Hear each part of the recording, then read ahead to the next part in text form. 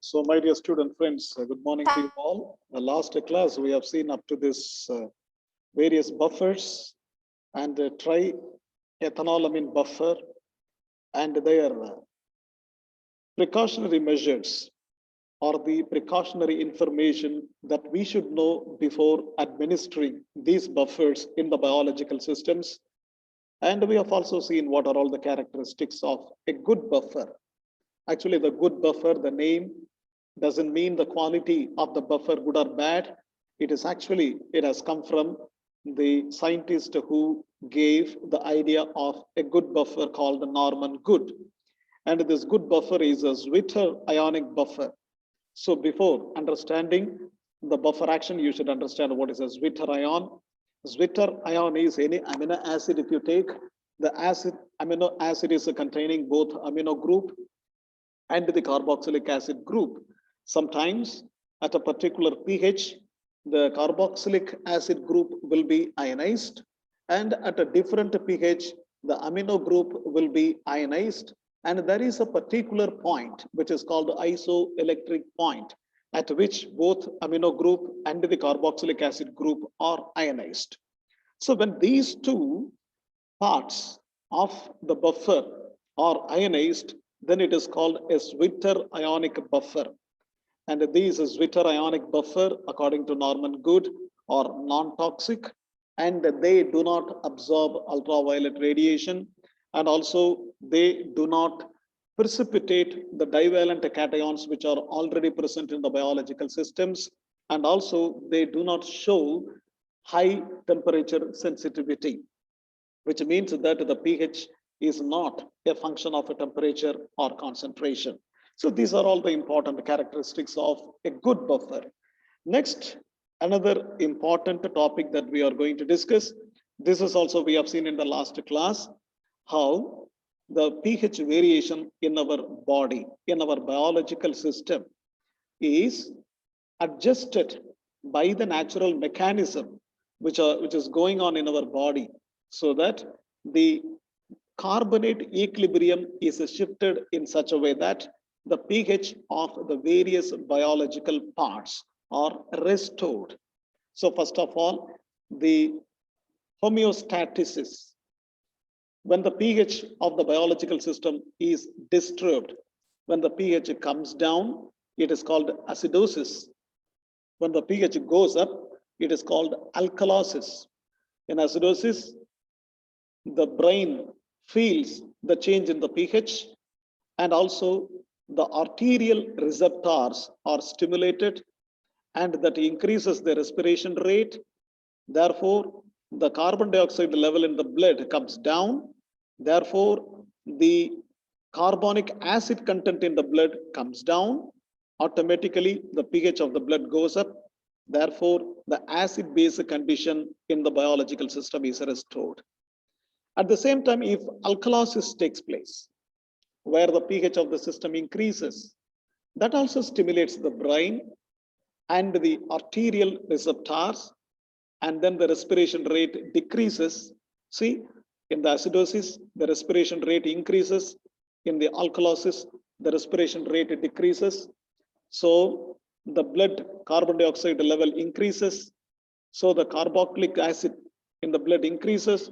So the pH comes down, and finally the pH of the blood and the various biological parts are restored.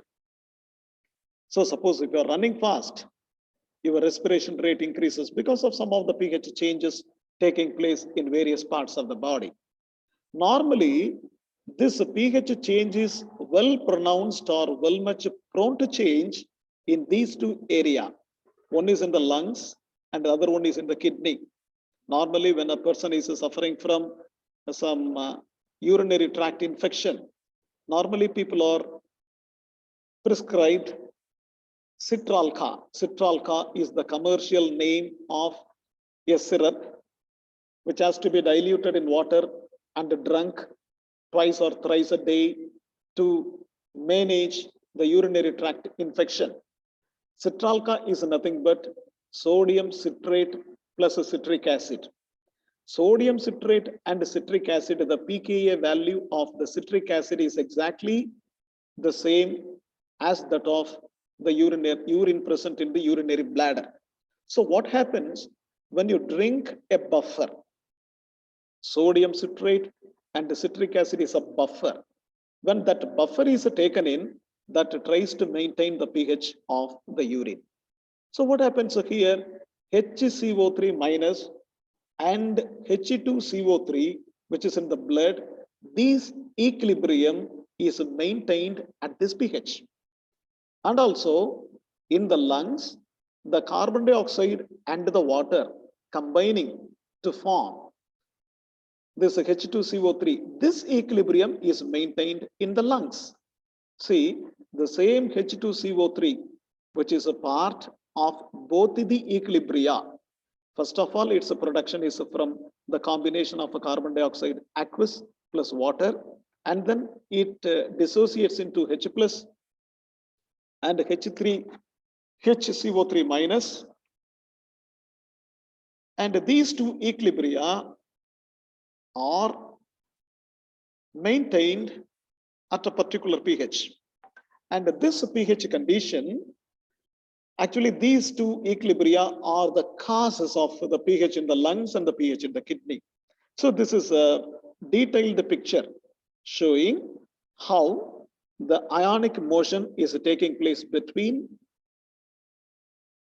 the lung surface and the bloodstream. So this is the bloodstream. This HCO3 minus is going into the bloodstream or coming out of the bloodstream. And this is the H plus ion, H plus plus HCO3 minus. They will combine and form H2CO3. And this dissociation or association of carbon dioxide and water to form H2CO3 minus is taking place in the presence of an enzyme called carbonic anhydrase enzyme. So the carbonic anhydrase enzyme is playing an important role in the dissociation of H2CO3 and the association of a carbon dioxide and water molecule to form H2CO3, and in turn they are all playing important role in maintaining the pH of the blood. Actually, during these conversion, there is a small flow of a sodium plus ion from the extracellular site into the cellular site. So this is actually, this entire system is again involved in the cardiac sodium potassium pump. Later on, we will be discussing what is sodium potassium pump at a later stage. And the same thing has also been discussed in the first year inorganic chemistry. When you studied the transition metals and other things, we have studied this sodium potassium pump also. So this sodium potassium pump is actually stimulating the heart to pump, and also which is responsible for the blood pressure, which is maintained at a particular diastolic and systolic pressures. So these are all the things we have seen in the last class. Now we are going to see another important concept, that is the difference between strength and the concentration of an acid. Normally, during the titration, in the result, we write the strength of the given acid solution is. Actually, that is not the correct expression. What we are finding out is the concentration. Actually, there is a lot of difference between strength and the concentration. See, concentration is the actual quantity of H plus ions present. And this concentration can be of two types. One is called absolute concentration, which is C. And the other one is called effective concentration, that is A. When the solution is very dilute, effective concentration is equal to the actual concentration. When the solution is of an appreciable concentration, then the activity effective concentration is equal to an activity coefficient multiplied by concentration. This activity coefficient is always a fraction. Actually, activity coefficient of a dilute solution is unity. For any other concentration, activity coefficient will always be less than 1, which means that it is a fraction. And as gamma is a fraction, A is directly proportional to concentration. Activity is directly proportional to concentration. In order to make it an equation, gamma is introduced as a proportionality constant. This proportionality constant is always less than 1. That is why activity is always less than the actual concentration of a substance. So the effective concentration, how much of the substance taken is thermodynamically active. That is why in all the thermodynamic problems, when you solve the numerical problems in thermodynamics, the concentration terms are always substituted in terms of activity of the substance. Even if you measure the equilibrium constant, when the equilibrium constant is measured in terms of concentration, it is Kc. When the equilibrium constant is measured in terms of pressure, it is Kp. When the equilibrium constant is measured in terms of activity, it is called Kth, which is thermodynamic equilibrium constant. So all the physical chemistry problems, especially in thermodynamics, concentration is always expressed in terms of activity, where activity is called effective concentration. But the strength is activity of H plus ions, which is defined in terms of H plus ions. So when the system is more concentrated, the H plus ions are not free to move because of the ionic atmosphere. You can see here, this is the ionic atmosphere. Again, this particular concept you will be studying in detail in electrochemistry when you study the relaxation effect or asymmetric effect. So this is called ionic atmosphere. Suppose if a positively charged ion is at the center, immediately all the negatively charged ions are attracted in a solution system, and it will be like a spherical system. Actually, in the two-dimensional projection, what I'm showing now, it is shown that a point is encircled by the ions of opposite charge. But actually, it is not encircled, it is engulfed. It is in a spherical form. So this is the ionic atmosphere. So when the concentration is very high, what happens? The positively charged central ion is not able to freely move because of the presence of more number of negatively charged ions around that, which means that ionic atmosphere is very strong, and the positively charged ion which is at the center is not free to move or is not able to come out easily. At the same time, when the solution is very dilute, what happens? The ionic atmosphere is found at a farther rate, or the thickness of ionic atmosphere is large enough so that it can be neglected. And in that situation, the positively charged ion can freely interact, can freely go out, or can freely react with the other systems without any hindrance. But in this condition, when the concentration is high, the ionic atmosphere, it expels an amount of a dragging force on the ion. And because of that dragging, the positively charged ions are not free to react with its own course. So that is why the strength, it mainly depends upon how free the H plus ion is to move, how freely the H plus ion can involve in a reaction. That is why strength is what we are finding out in the titration. So during titration, what happens? That is what is our next discussion.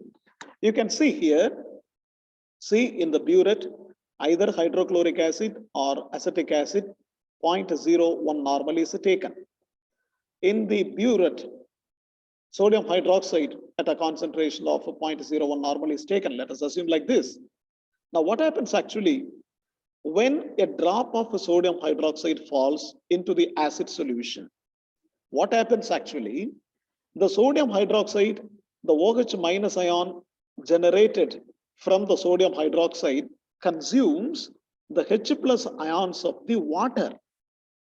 And then The water, in order to attain equilibrium, it facilitates the dissociation of the acid molecules present in the system to give the H plus ions to the water.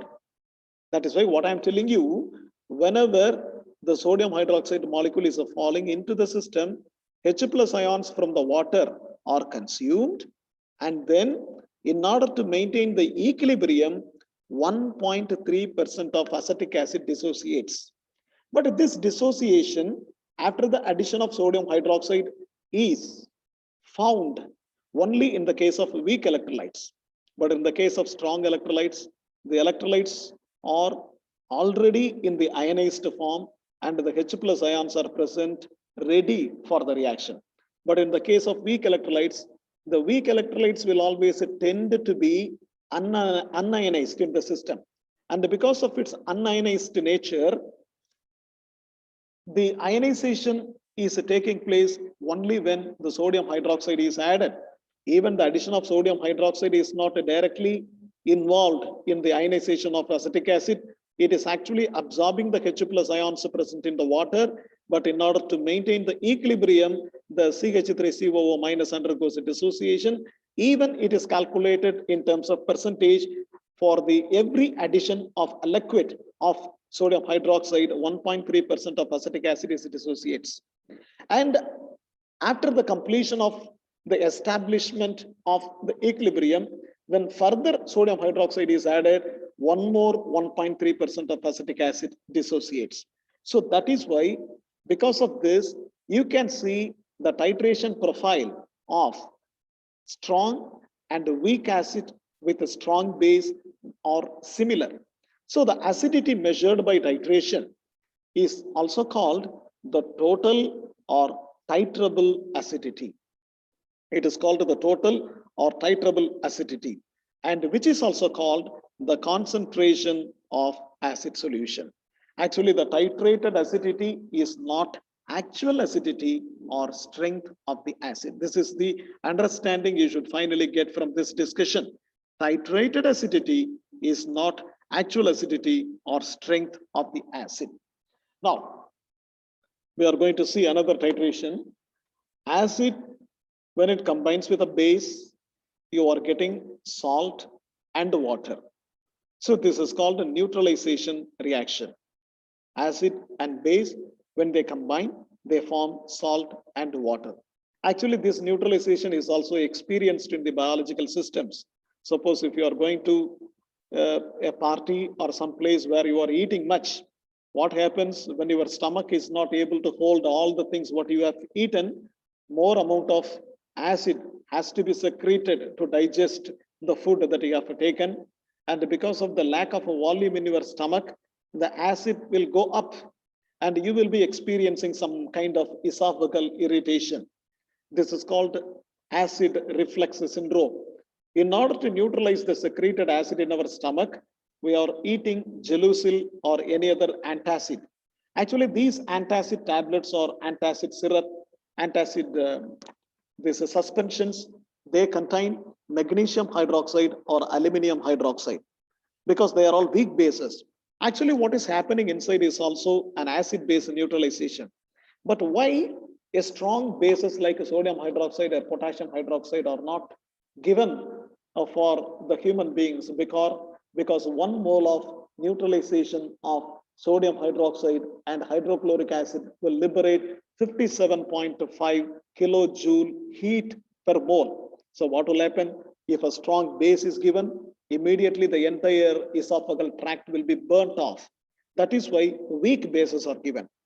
But according to Bronsted neutralization principle, or the neutralization when it is understood in terms of Bronsted acid-base theory, it is mere the transfer of a proton from acid to the base. That is what is the understanding. But according to Bronsted neutralization, there is no need for formation of salt or even water. So that is the understanding. So having this in our mind, we can see here, it is simply transfer of a proton from acid to the base, because the Bronsted said acid is a proton donor and the base is a proton acceptor. So acid, it donates a proton to the base, and then the base becomes the conjugate acid, and A minus becomes the conjugate base. You should understand this conjugate acid base theory. See, on the left hand side of the equilibrium, which is the proton donor is Ha, which is an acid. On the right hand side, suppose if the reverse reaction is taken into consideration, what is the proton donor? This BH plus is the proton donor. So this is the acid this side. So here Ha is the acid. On the right hand side, BH plus is the acid. So what happens? This cannot be called acid because this is generated from a base. That is why this is called a conjugate acid. A minus is the proton acceptor now. That is why this cannot be called a base. This is a conjugate base. So Ha is the acid and B is the base, and the BH plus is the conjugate acid and A minus is the conjugate base.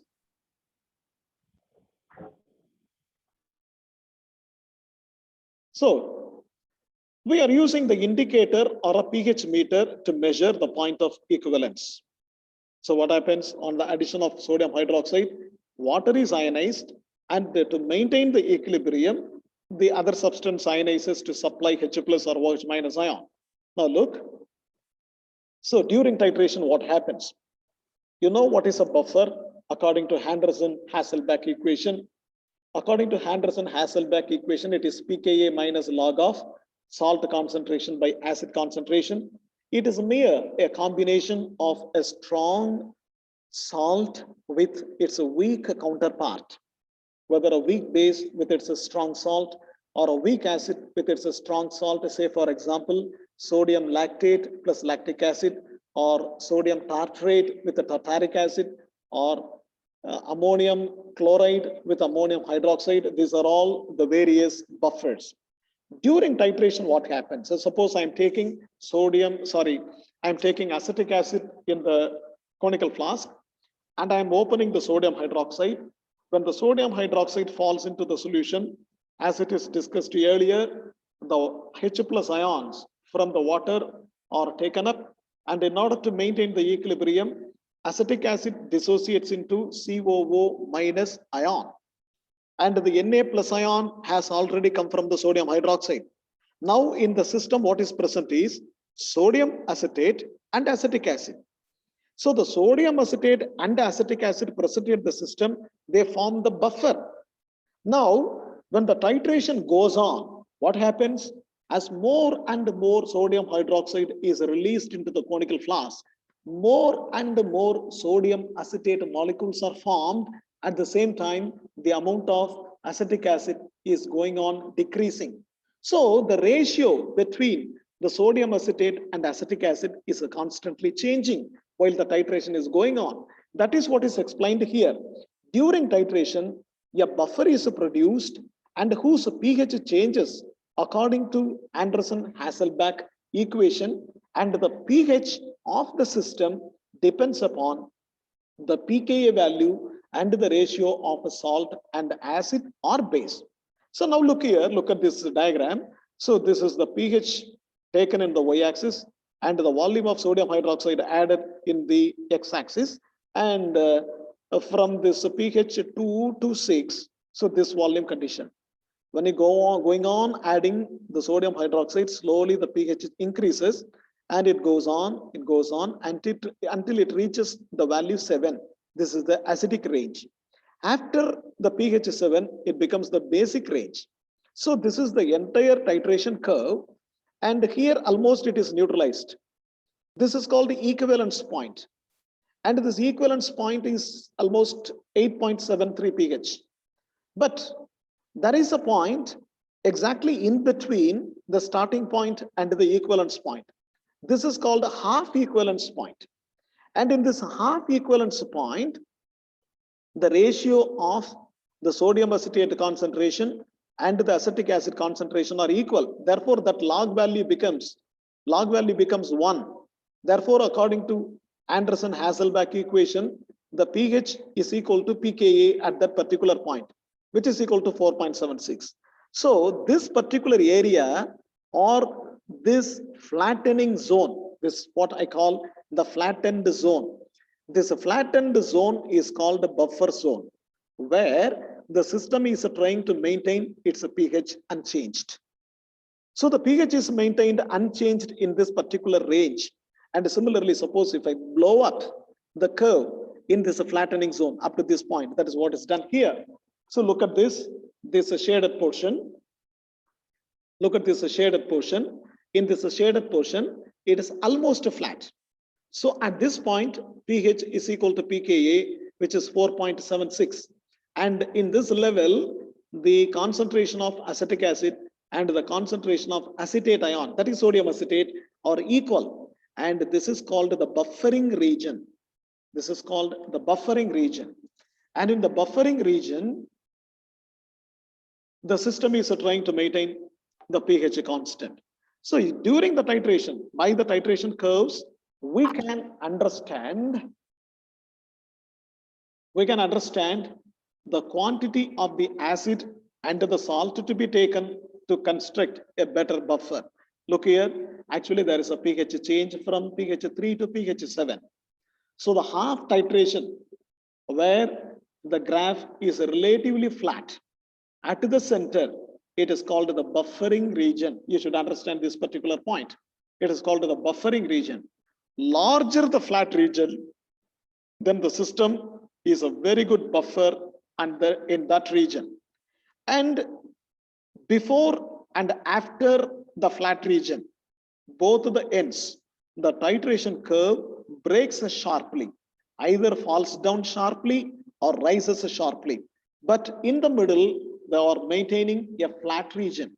And that flat zone is called the buffering regions of the acid and the conjugate base pair. So from the titration curve, one can find out the amount of the salt to be taken to prepare a better buffer. So this is the understanding we are getting from the titration curve. Now I'm going to compare the titration curves of various systems. The first one is the strong acid and strong base curve. You can see initially it is highly acidic because of the strong acid taken, and it is finally highly alkaline because of the strong base that is resulting, and the equivalence point is exactly at the neutral point. And there is a vast variation from the in the point of pH from 1 to 12, but it crosses the 7 in the equivalence point. At the same time, when you take the weak acid and a strong base, initially the pH is a little bit higher comparing the strong acid system. It is 3. And the final point is 12 as it was found in the strong acid and strong base titration. And here also, the equivalence point is slightly higher. Look here, it is not exactly 7. It is slightly higher, it is 8.72.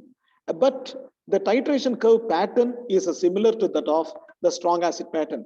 The reason I have already explained it is because of the dissociation of the water molecule and the absorption of the H plus ion, and the equilibrium is set by the dissociation of the weak electrolyte. And probably because of the difficulty in the dissociation of the weak electrolyte, a little bit of difference is observed between the curves of the strong acid, strong base and the weak acid, strong base. But the general pattern of the curve is similar for both the strong acid, strong base titration and the weak acid, strong base titration. But if you take the weak base and the strong acid titration, take, for example, the weak base is ammonium hydroxide, and the strong acid, you can see hydrochloric acid. When you take a weak base and a strong acid titration, the initial pH is higher than 7, and the pH slowly falls down. And at the equivalence point, there is a sharp decrease, and then it proceeds like this. And this is the equivalence point. But actually, when you note down the flat region, so this is nearly here is the flat region. And this flat region, you can see it is seen in the alkaline condition. Therefore, this can be used as a basic buffer. Whereas here, the flat region is almost here. So this can be used as an acidic buffer. So this buffer will maintain the pH in the acid range, and this buffer will maintain the pH in the basic range. So I have dealt with all the things what I decided to cover in this hour. Now the